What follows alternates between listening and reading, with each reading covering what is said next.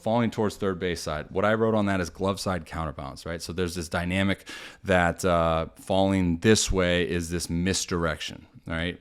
We can see it here in this side. So if your drive leg in that loading phase were to then crack going this way, that's when we get like that big time misdirection. For every action, there's a reaction that would cause you to pull off. That's not the case for you.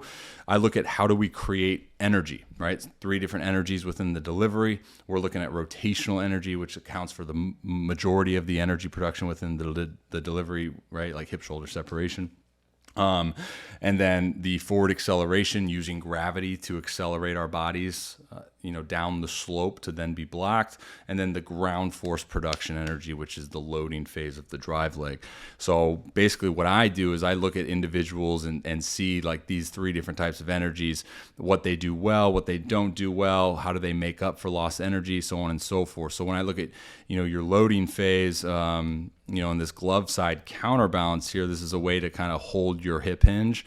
And that's actually not even causing you to have this big time misdirection. I think that's just the way your body kind of wants to move. You have this exceptional counter rotation of your trunk that allows for your trunk posture to remain neutral throughout your drive phase until you anchor down. So good posture there, and it's a byproduct of what you did earlier. Like I said, with the rotational energy aspect of it, accounting for the majority of pitching velocity, to be able to have a lot of that is like we got to make sure that our trunk is neutral up until the point in which we anchor down, which yours is, but we also got to make sure that our hips are rotating at the appropriate time.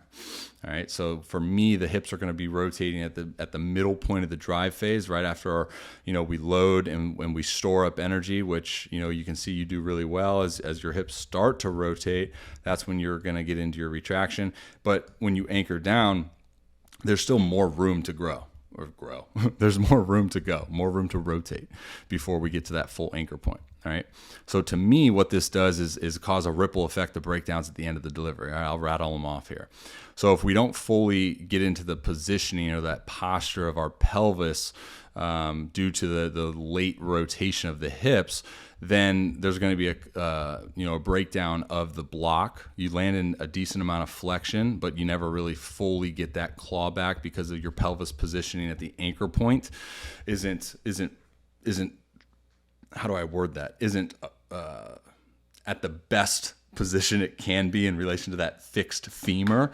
So then you don't get that claw back. You don't get that knee extension. Not that knee extension is like a must have, but it's just kind of a byproduct of that positioning leading into more efficient positionings down the stream. All right, dudes, Robby Rowe here. Thank you for watching that video. If you're interested in booking your own mechanical analysis, you can click that link right there. Also tell you a little bit about the service and what it entails. Hit that link right there. Subscribe, please. You can also check out that video right there, which is related to the video that you just watched if you want to get some more context on that. All right, guys. Much love. God bless. Till next time. See ya. Strike 3! You're out!